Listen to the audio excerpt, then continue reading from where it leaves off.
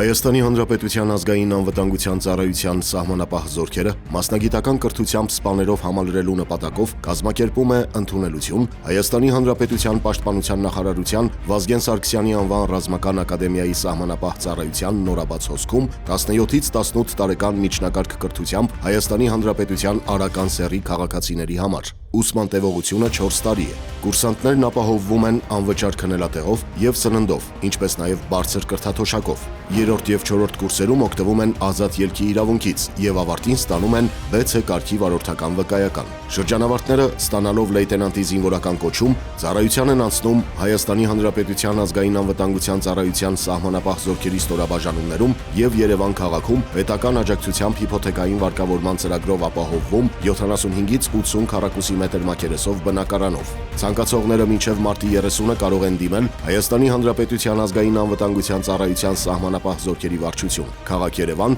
Եղվարդի խճուղի 117 կոտորակ 5 հասցեով կամ զանգահարել 015 57 91 77 015 57 97 74 հեռախոսահամարներով։